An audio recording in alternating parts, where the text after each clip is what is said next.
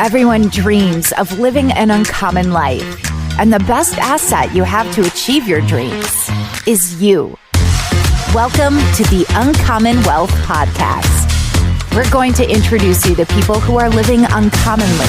We're also going to give you some tools and strategies for building wealth and for pursuing an uncommon path that is uniquely right for you. Hello there, and your ears do not deceive you. You do not recognize the voice that's coming through.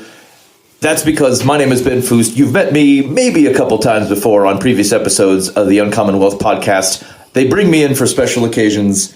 I'm less likely to cause any trouble over the air, and so that's what I'm doing here. I'm the Chief Knob Turner here at the Uncommon Wealth Podcast, and we are celebrating the 200th episode of the Uncommon Wealth Podcast. Fellas, congratulations. Yeah. Thank you. Okay. It's all Philip. Well, it's all kind Philip. of Ben. It's all because of you. Okay, I see no one's prepared an acceptance speech. Yeah. So no, we haven't.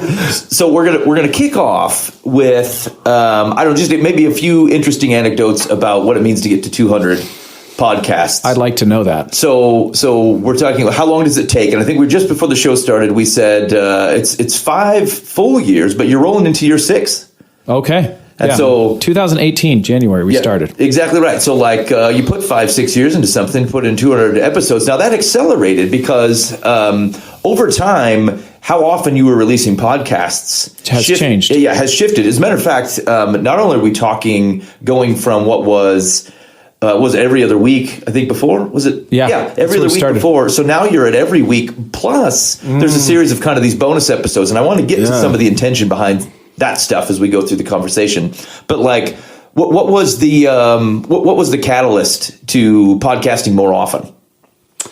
Well, I think that we felt like we had a lot in queue at that time. Yeah. I think we were running about 5 or 6 months in queue, and we were like, we can kick this up a notch. Yeah. And then Ben, my good friend Ben, you said, you got to keep feeding that beast. Like once you turn this dial up, you don't turn this dial back down. You sure? And I'm like, well, let's do it.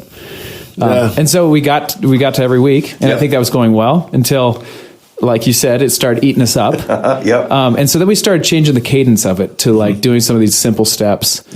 More application. How do we just get quick, get in, get out? Muhammad Ali, fly like a butterfly, sting like a bee, kind of thing. And then that helped too. And then Aaron, I would say kudos to Aaron for getting awesome guests. He does a great job with that. Oh, yeah. Wide variety of folks coming in, Mr. Yes.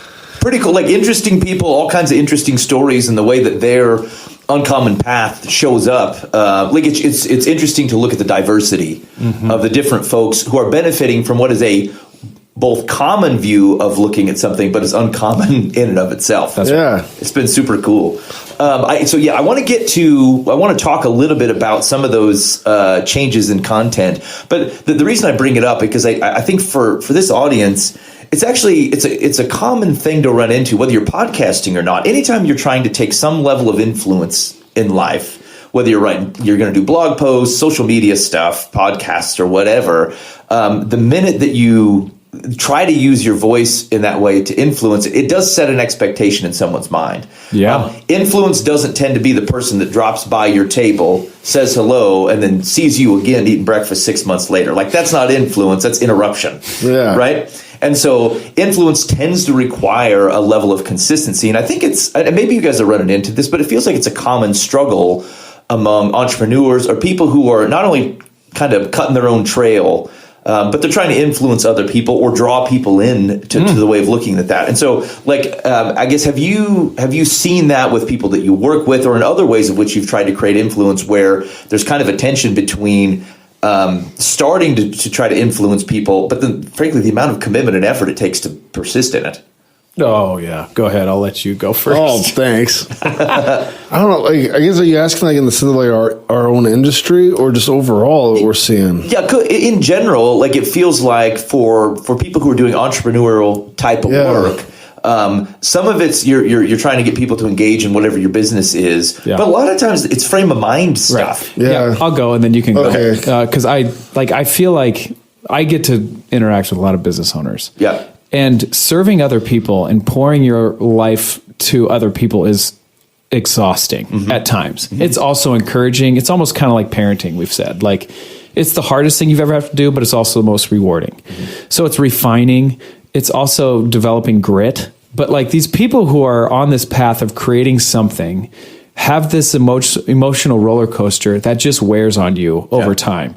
And I would say that it wears on me. Like I'm not opposed from that, or you're not exempt. I'm not exempt at all. Yep. And so it's great to have Aaron on board, but it's also great to have the community around us that we are striving to be that beacon of hope for people who have never experienced this or are just starting this path, or even the people who have well experienced in the path. It's nice to have a common group of people that are uncommon, that look at this world in an uncommon way, that are creating, but they're also serving other people in it. It's super helpful. So I want to be the beacon for those people. Yes, that's right. And I think maybe to the point then is that it does require a level of consistency, and you don't always get to see the response to it. Podcasting especially is it's a very lonely proposition. Yeah. You're talking and you guys aren't in the room here, but like we're at a table and there's a few lamps in here and a half drunken can of Coke. Yeah. But like it just feels like three fellas in a room. Yes. And so you don't know who it's going to hit and what way it's going to hit them. You don't even know. It's hard to even tell whether people are listening. Podcast statistics are a little bit difficult to get to. Right. And so does the thing I said mean anything? Or resonate with anybody. Right. Yeah. Right. It doesn't even matter. So let me go back because every episode, we try to make that episode resonate with us. Mm-hmm. Does that make sense? It's almost a therapeutic session for us. And Aaron and I, that's why we started kind of this bonus content of like, if I was a guest on somebody's show, it would be so fun to be able to be a fly in the wall of what did you just take out of that time? I probably wouldn't go back and listen to the interview of myself. I was in the room. Yeah. But I would go and listen to the interview of those two people that interviewed me and hear what they had to take away. Yep. And so that was the reason why we did that. One, because every episode that we have, I feel like I have kind of this aha moment, or I needed to hear that moment. Yeah. And it was encouraging to me. And so that kind of second podcast is something that we do. But I'd say even in our single or our duo casts, as we call them, there's always something like, I needed to hear that today. Yeah. There's a lot from that. Like I get a lot out of interviewing people. You get jazz and you just get excited just like hearing their story. Like, I needed that. Yep. But like to your answer though, Ben, like I think you see a lot of business owners and people that are trying to be influencers. And even before I came to Uncommon, like I thought, I'll start a podcast. Yeah, right. And as you know, like I am not the voice of this podcast. Like I do not have a podcast voice. Like I'm more like, if you see me in person, I'm more charismatic, like with my body instead of with my voice.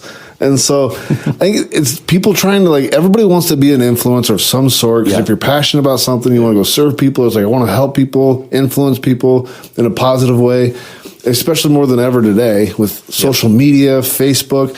But then you find out you just don't have the skills. You know, like you don't have what it takes to do that, which is fine. You're not blessed with everything that you have. Yeah. But like, and so then, but maybe you do, and maybe there's a learning curve.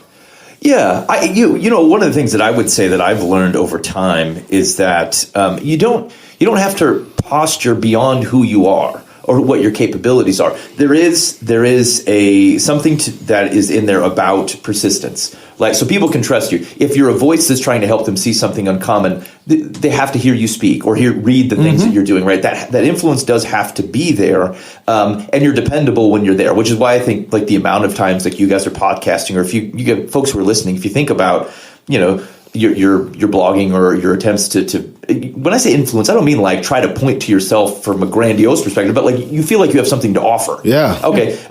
But that influence does cost time. It does cost effort. And sometimes it does cost, I don't know whether this is doing anything, space in your mind. But it's lonely. It's lonely. It is often lonely. But you don't get that influence if you don't persist. That's true. But, you know, you don't have to be a person who, you know, blogs 4 or 5 times a day. Like if your capacity is twice, but it's thoughtful, like twice a month and it's thoughtful, or you can put on like with the podcast that we're talking about here, could you do, you know, 4 to 6 full episodes, super thoughtful podcasts from Uncommon Wealth in a month? Probably not. Like you need the buffer of, hey, what's the simple thing that we know that we've learned over time and we can give them that doesn't actually even require an extended commitment from someone so that they can get wisdom and you can share it. that doesn't carry the same burden as, if you're going to prepare to talk to somebody and make sure that their wisdom comes out well in a podcast, right? And same thing, the duocasts are even a different level of effort thought load than interviewing someone else, because it's not that you don't care about each other, but like the honoring that you want to do for someone who's willing to share their time and space with you is different than a comfortable room of which you can be fallible and you won't notice it. Yeah. Right. So let me articulate that in a different light. Like, we want to be Yoda when somebody else that we're interviewing. We want them to be Luke Skywalker. Mm-hmm. But then in the duo cast, now we have to somewhat be Luke Skywalker a little bit. Like, we have something to say and we want to say it. Yep. So it does take a different level of bandwidth. Yep. And it does take a different level of intention. Yeah. Which I think a lot of people, or like, I really envy those people who are a single solo podcast. Like, how in the world? Oh, yeah. I've done it. It is the weirdest feeling in the world to be brutal. And mine's, I usually have 3 or 4 people in a room, but I've done it twice where I was just a guy talking, and you think about the talking head political folks and whatever, and they're just sitting there chatting away for an hour. It is the oddest feeling. How do you do it? No, I couldn't do it. No, because there's that guy, a scientist guy that has like one of the #1 podcasts or something. Yeah, and he does it. He just sits there and talks about a subject, and I'm like, I would just. I would stutter all the time. Yeah.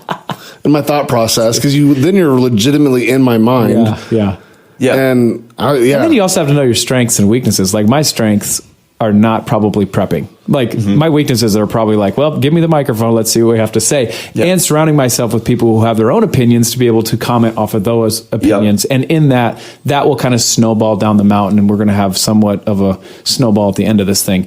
But to me, like, the intentionality of writing out an outline, following the outline, is almost like you're kind of on stage and you're giving a presentation. Yeah. It's not really what our podcast is. And so I'm super grateful to have Aaron do the duo cast with me, because it's just something that we can bounce ideas off of each other now. Yeah. And so if there's an encouragement, I think, in some of this for the folks who are listening, like, there's a difference between frequency and consistency. Consistency does buy you influence, which we want. We want your brilliance to shine into the world and shade people and help them out. But that doesn't mean it overburdens you to the extent that, like, you end up hating podcasting or blogging or whatever, because it overtook the things that you're otherwise passionate about. And again, I brought that up because I thought the way that you've structured this podcast has allowed you to do that. It's allowed you to actually increase your frequency with the after interview stuff and with some of the smaller ones without, I can't believe Simple step. There we go. There it is. Without otherwise, like, quadrupling the burden to be able to produce it. So I think there's an encouragement in there as an example from you guys. So nice work. I don't know if we would got to our 100th if we were just like, we have to keep doing as long as we can duocast and guests. Yeah. It's just hard after a while. And there's a learning curve too, because, like, I don't know, when I first came on having guests on, I remember, like, Phil being like, okay, you're getting it now for, like, the guests. Yeah. Yeah. And so, I mean, because not everybody has, like, an amazing story, to tell. And not that everyone's story is amazing in their own way, but to impact and, like, to reach our goal of the podcast. Yeah, sometimes stories are more engaging than others. And then when I ask people to come on, there's usually a specific thing that I'm trying to pull out. And you were doing a great job of getting people in, but it was like, but what are we pulling out of these people? And Aaron's like, no, they just have a really cool story. And I'm like, well, I don't know this story, so let's go see how it goes. And so, there's a learning curve in inviting people into the show. And so, although I will say it's super nice to have a show to be able to ask somebody like, hey, I have a podcast. Right. Like, I'd love to unpack your story. That's a fun thing to do. And I just interviewed the guy who did the bear hunt, Brad Meckley. I just had coffee with him yesterday. And he was like, from that podcast, I'm getting more and more excitement about telling other people about the bear hunt and how excited they're getting. And I'm like, yeah, buddy, that's awesome. Great. Yeah, exactly right. So interestingly enough, over 200 episodes combined as of this morning. We're going to say it's roughly about 74,000 listens across content, right? It sounds amazing, but really, when you break that down, I don't think it's going to be that many. Aaron is like 38,000 of them. He listens to the program over and over again. I do. My parents are the other probably 30,000. Jazz the numbers. Yeah. But interesting question, just to see if I'm sure you've put a lot of thought into this, but if you had to guess where your show was most popular, either Russia or Egypt, which would Egypt it be? All day long. Slam dunk. It's a slam dunk. Aaron? Well, I'm just now going to be Please like, don't say Russia because we could be getting hacked. I don't know. I'm just going to say Russia now because he's told me not to. Okay, eye into Aaron's personality. Yeah, that's right. You said I couldn't say Russia. Russia is correct. Russia. Oh, wow. Oh, Aaron. No, I mean, this right. You're internationally known to the tune of 16 listens in Russia and 6 in Egypt. So if you're popular in Egypt, it may be my mistake. We did get an email one time. We were like trending up in Belgium, but that's not the case anymore. Lost them. No, no. But what if they dipped their toe in and decided it ain't for us? There's fresher water somewhere else. But interesting as we think about podcast listens, and I think this goes even to a little bit of the conversation we were just having on a weekly basis. The show averages about 60 to 70 listens on the core episodes, and maybe between 50 and 60 when you talk about, well, the simple steps are about the same. After the bonus episodes end up being between 50 and 60. And so 74,000 listens sounds awesome. International sounds awesome. And then you look at weekly and you go 60 to 70. I don't know how that hits you. I also run a podcast, but you think, well, I don't know. Yeah, what are we doing here? Like, because, Yeah. I was hoping for thousands. Yeah. And you're looking at 60, 70. And so maybe my question to you is how does that number hit you, recognizing that in and of itself, that's probably the wrong question. That's right. But let's start with it. Okay. Because it is a piece of information that's available to you. Like, how do you think about, hey, we reached 60, 70 people on a new episode, and are we happy? Are we hesitant? Good. What do you think? Okay. So I'll answer honestly because that's who I am. I'm like, that's discouraging. But then I think of but I'm doing this for myself and I'm getting something out of it. Mm-hmm. So I'm grateful for those 60 to be a fly in the wall for the things I'm learning, I guess. So I'll try to spin it in the positive light. It's Friday. I'm feeling pretty good. No, it's shocking. I'm competitive. So, I know we've talked about well, how much do we have to, and I just asked before we started the podcast, how many do you have to have to start maybe making money? And then you just threw out the number. I'm like, we're a long ways from that. We're a ways. But just because I wanted to know, but in the same sense, I got into this business to help people. Yeah. And we can only manage so many people's books. And so if we get to help 60 more people through our podcast, I'm like, that's awesome. And then honestly, the podcast, like I've mentioned before, I'm not the most amazing voice on the podcast, but I get long-winded so much in things. And this has really helped me shorten it down. Oh, yeah. Right. Good.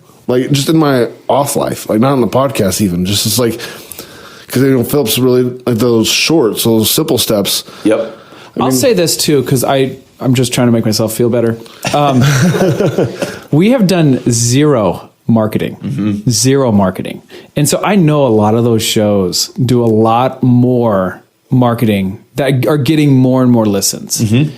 And so the fact that we're still trending at 60 or 70 is actually kind of a big deal. Yeah. And I feel like if I could have more time to promote the podcast, I think that we could do better. Now that's probably me and my prideful mind saying that if I just worked on a little bit more, I could get better results. There was more of me in this. That's right. Yeah. So I will say that I think that's nice because we haven't really marketed this at all. So I do think it is super healthy to ask the question is what am I wanting to get out of it, right? Aaron, I think is a very salient point is if your sphere of influence is, you're able to hold X number of folks that you could actually sustain influencing and you got X, Y back, you can't actually even support that number of people who listen to the show, providing you feedback, asking you questions, want to talk to you. You know what I'm saying? There is you can have positive problems, which you couldn't even bear it. And so there's I don't want to say there's an ego in it, but there is let's say you got 10,000 listeners. What are you going to do then? Right. And we've never pointed them to anything. Does that make sense? Our podcast is literally we hope that you go on your uncommon journey and take some of this advice and use it. Yep. Go do it. Create something. You're going to love it. But we haven't ever pointed any of our content into and now you're a client. So I kind of am happy about that. And I'm not that smart anyway to figure it out. So I'll just keep saying words in a microphone and see what happens. Yeah. And again, measuring the right types of things. What I heard you say was it allows the ability to pursue some unique relationships or circumstances. Hey, can you come on the podcast and share your story? It allows you, it's something that you benefit from both in personal and work lives. It allows you to not only learn from other people, but be able to share, like you've provided a medium. It's not like 10,000 people couldn't listen to it tomorrow. It's not going anywhere. There's a persistence to it. Something we don't have to recreate. Exactly. Which I recreate a lot of things. Continues to create value. And so, again, encouragement to folks listening, whether it's a podcast or, something like that, measuring the right things is important, right? Yeah. Like, numbers isn't necessary. Like, it's an indicator. It tells you something. Yeah. But it doesn't mean it tells you everything. Right. Okay. Let's talk about those simple step episodes. Okay. So the goal is 5 minutes. Yeah. I mean, you're close. Okay. You're close. I usually put a timer on. Yeah. So It's pretty close. Here's the thing. It's the music. I think you fellas are after about 5 minutes, and then you're chit-chatting. Sometimes I can't figure out, this is a little behind the scenes, is this when the done? podcast is over. Yeah. Like it'll sound like it was summed up, and then someone else going to say something else, and someone else going to re-sum it up or say something else. Feels like we might be reaching for a catchphrase. That could be feedback. That's feedback right there. You're about 6.5 minutes by the time this rabble is going on. Yep. That's Aaron trying to learn how to compact something. Because we get talking, I get excited, and I got something else I want to say. I love it. So I do think they're super helpful. And I think the things that you guys are pointing out, like what seeds that? Are these common things that you're seeing among folks you're working with, things that are in your personal life, all of the above? Yeah. I'm just going to be honest. Those are the hardest ones to come up with because you got to come up with a subject you can talk about. What we're trying 5 minutes. Yep. So, because I remember one of the first ones we did was financial infidelity. Oh yeah. Yeah. Scandal. Yeah, and then Scandal. I threw out some verbiage, and Philip's like, "What? No, can't say that. That's like a whole 45-minute podcast." I'm like, "Dang it! That makes sense." Yeah. Yeah, so a lot of times, I like just in and out, just boom, boom, boom. But it'll be things that either I've witnessed from another client, or something that I'm learning, or something that I feel like God's trying to teach me. Yep. So those are the three kind of recipes. I think the fun thing that we've been doing is I don't tell Aaron, especially when I have a good one. I'm like, buddy, just hang on. You're gonna love it. And you usually do. Yeah, I do, and it's great. I think it makes it really hard for the 5-minute thing because then I get all Jazzed halfway through. I'm like, oh, I got my thinking process on now. Yeah. Then it's we got to re-wrapping it up. But yeah, it's been helped. It helps it make it way more authentic authentic is a good word. Authentic. There we go. That's the word. Yep. So about I want to say a little over halfway to 200 episodes. So we starting at episode 100. You got 20 or 30 podcasts in, and then you had a major shift in your business. Yeah, we did. Major shift in the personnel and in some ways how the business is running. Yeah. In what ways do you feel like that was reflected in the stuff that you were covering from a podcast perspective? And to a certain extent, was there any catharsis in it? Good. It's a good question. So what you're talking about is the ownership change, that Brian Dewhurst is no longer an owner at Uncommon Wealth Partners. Or a guy on the podcast, right? Because one of the impacts is Brian was on most of the the podcast he's out. episodes. Yeah. Right. Yeah. So he's no longer in the company. Yep. And he was more of the technical things when we would talk. And so absolutely the podcast changed. The fun thing about this is we leaned into it. We were just like buffaloes going into a storm. We're going straight into this thing. And then now we have to make it about what we wanted it to make it. It kind of was this, like you said, cathartic in, well, what do you want to make it here? Yeah. And I knew that we couldn't be fake and try to be technical. That's just not probably where we're at, or it's going to take us too long, or we're not going to articulate it very well. And so, well, what are we now going to talk about at this uncommon journey and this uncommon wealth? Yeah. And that's where, I feel like God has helped us kind of map this course of where we're at now, but I do think it changed. And probably some people didn't like the change, right? That's fine too. Yeah. I'm not for everybody, and neither is Aaron. Yeah, right. no. And so to knowing that, just we have to be ourselves. Yep. Or we just have to shut it down, which I don't know if that was what we wanted to do. Obviously not. So I think it's a good question. I think that's probably something that numbers could show us what that looks like.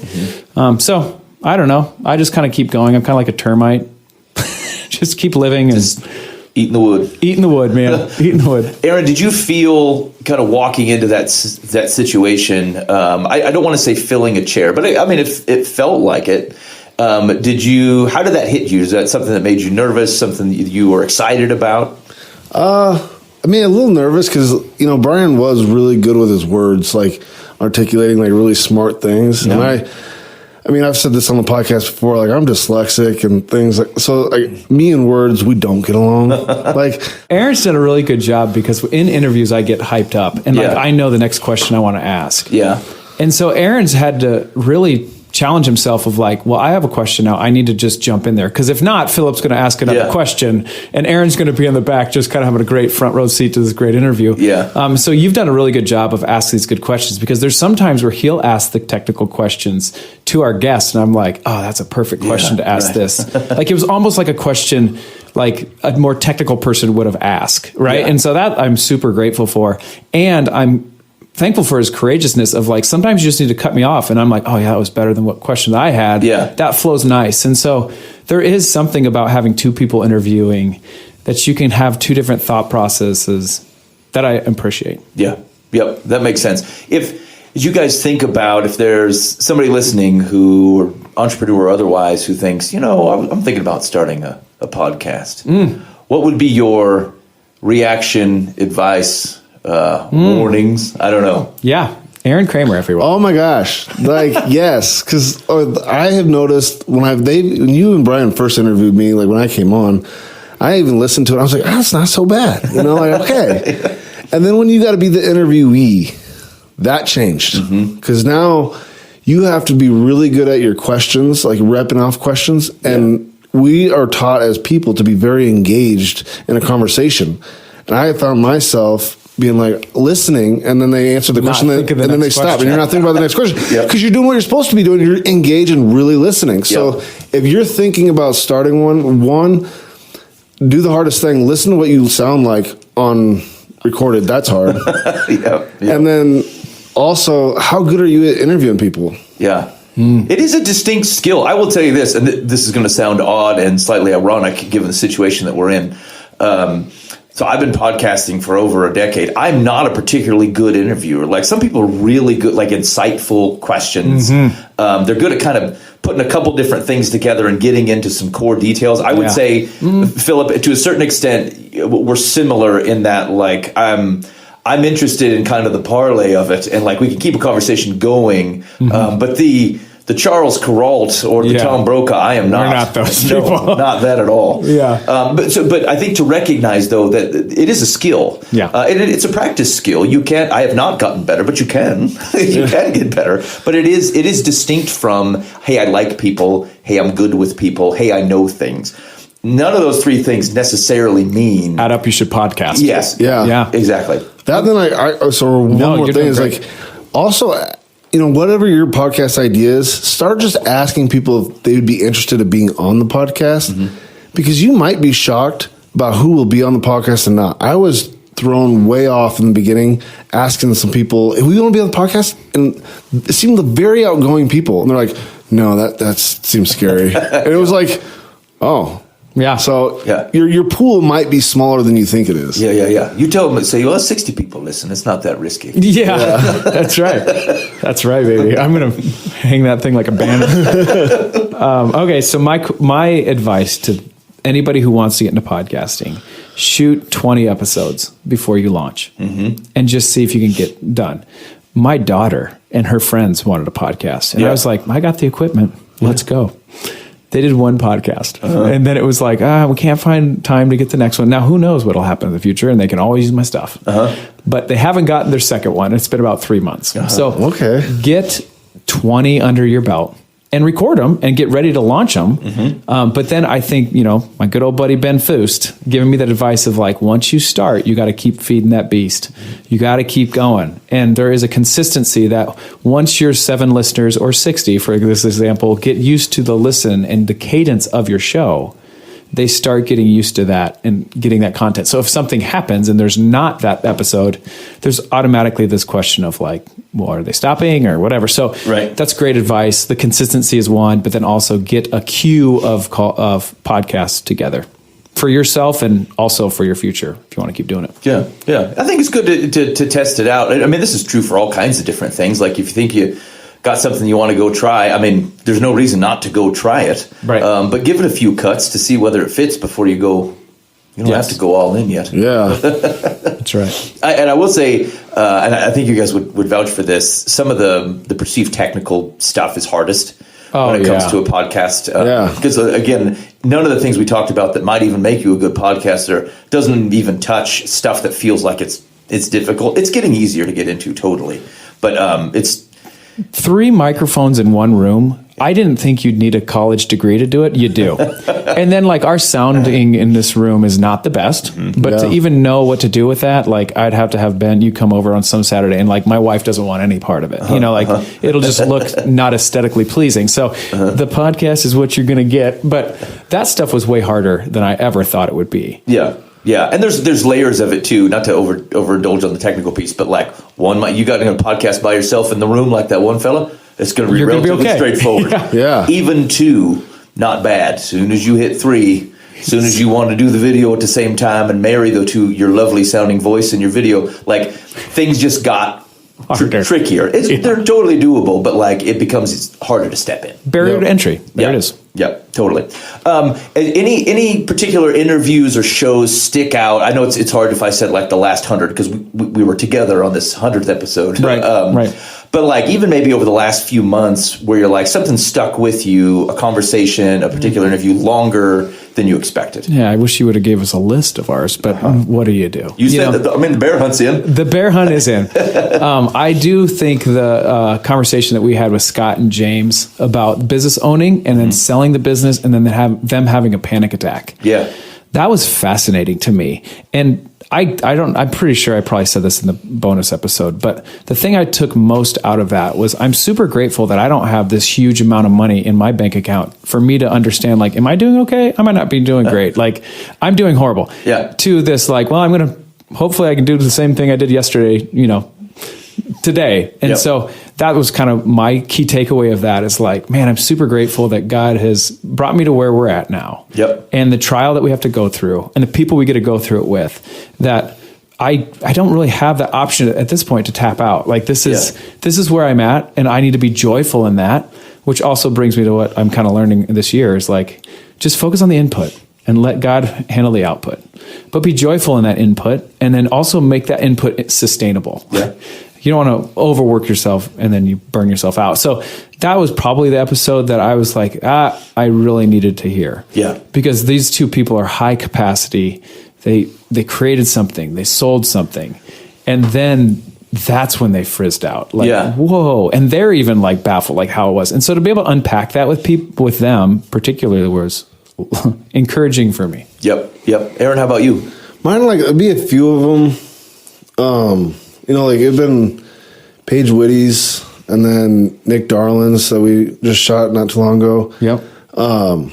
Those 2, I think ones like that and those ones like right now being put on the spot to ask, like those ones are the ones that stick out because they're the ones that really show if you just keep pounding the stone, like success happens, because this is the thing, like we interview a lot of business owners and we get to meet a lot of business owners. And I've always really enjoyed talking to business owners because they know what it means to just grind it. Yep. Very few of them ever have success right off the bat.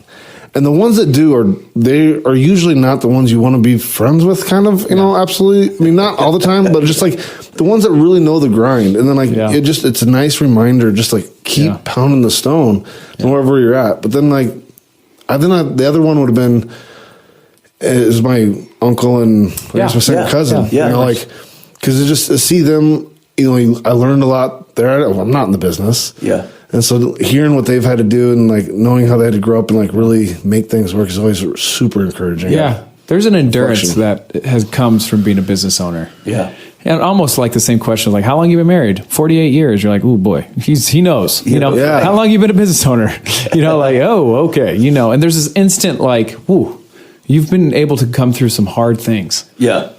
Well, and I think that aligns with where you were coming from, which is like grinding something out, having grit through extended amounts of time trying to build a business is being faithful in the means because like the ends are delayed. Your expectations are different. Yes. How quickly you're going to see the results. Like it's not just even, if you think of doing work that isn't entrepreneurial work, like I put in effort, people give me money. Yeah. That's an easy expectation. That isn't your life as an entrepreneur. And recognizing that and like being able to have joy in that process, like you better be doing it for joy's sake. The same reason we're podcasting for the value of the relationships and the continuation of being able to build a set of wisdom and knowledge that otherwise people can react to. The number of folks, it's a running gag on the 60, but like that's the candy. Like that's the thing that you also get if we're measuring the thing right. And so like as an entrepreneurial endeavor, like do you enjoy the work that you're doing? Do you find value? Are you encouraged? Are you energized for the way that what you offer to the world is being accepted and used? And you got to feed your family for sure. But like oftentimes the thing that is the ideal output, it's either going to be delayed or just gone. Like it's not going to happen the way that you expect it to. And so you have to be able to find joy in that process.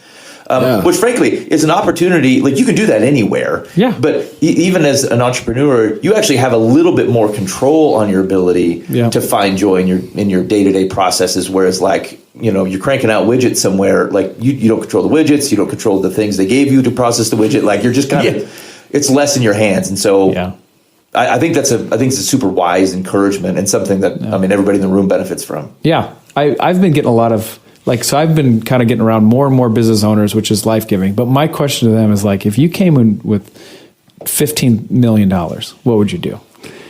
And my favorite people are the people who would be like, all right, this is how I would impact my business. This is how because they're in the right spot. Mm-hmm. The people who are like, I would so quickly get out of here. Like I would drop what I'm doing. Yeah. I'm like, oh boy, I don't know if you're in it for the right reasons, and maybe the grind of it is just wearing you down to nothing and you're just in a tired state. That could be it. But then we have something to talk about. Yeah. I was going to say there's probably times if I got asked that or you got asked that on a certain day, at a certain hour, you'd be like, I'm out, but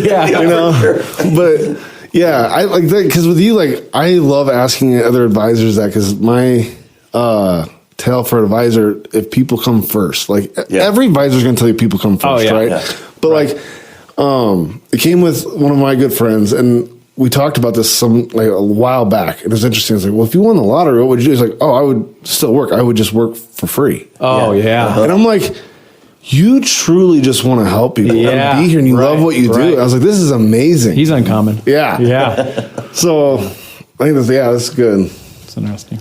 Well, so I've got a final question for you. Okay. And so, but you're going to I'm going to give you a break so that you got a chance to think about it. Land the plane. The question that you're going to have to answer is, let's say we're on the road to 300 episodes that we want under our belt. What do you want to be true about the next 100 episodes from the Uncommon Wealth podcast? Now, while you ponder that and maybe a short restroom break or Diet Coke, I'm going to encourage, so you guys that are listening to the podcast, here's what we're going to do. We're going to offer you something that you can offer back to us. That's exactly what I was after. Great.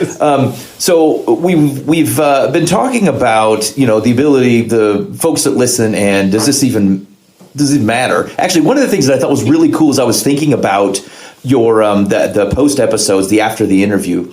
It is such a gift to be able to see your life, your situation articulated through someone else's eyes, right? So not just summary of AI can summarize the podcast totally, but to have not only you be able, it's not like you're submitted to him for examination, but sometimes people have a way of seeing you, your work, your effort, your words, your influence in a way that either you don't see or they just said it. Some people can just say things in such a way wow, I don't know if I would have thought about myself or my situation in that way. And it's so encouraging. It's super encouraging. And so I'm going to encourage you to be that for other folks, being able to speak into someone's situation, into their life. This is where people can get this wrong. I'm not saying go in and just start judging their life and telling them what you think about everything they do. But there is something, it takes so little encouragement to keep people floating. Yes, and you have no idea. Yeah, it's just so little. This is all leading up to the thing I'm going to ask you to do. But so I've had a podcast again for over a decade. You guys have heard me before. I was on the show. Oh, you were? Yes. It was the episode called Sounds Right. It did very well, but it's because I kept clicking and refreshing. Yes. I'm running the clicks up on my own episode because I'm the analytics man and I know how it works. But one of the things after we podcasted for so long, similar situation, we might be better than 75% of podcasts, which this one is from a listenership perspective. But you're like, it feels like you're talking into the ether. Mm-hmm. Does it even matter? Right. And so we put up a complaint line because that was funny. Like most people who are going to call are probably going to be upset with the show. This seemed right for us, so we put up a Life from the Path complaint line. And what I've found is that probably once every, sometimes it comes in like a river, but like once every 2 to 3 months, someone's going to mention something on some back show that we've long since forgotten about that made some significant difference in what they're doing. They'll say, we listened to the show and it really helped guide a conversation we had at my house this week. Wow. Like, wow. Or something we'd heard recently, which is interesting because like Philip and I were meeting and then I got something where someone had called into our complaint line and it was some sort of appreciation for there aren't a lot of places to have substantive Christian conversation. Like either people are talking out at you or you're trying to go by some sort of like book or set of guidelines, but people to really kind of tease apart the places where how does this faith and what we believe to be true permeate into our lives and the depths of the things that we're trying to do with our eyebrows and elbows to change the world.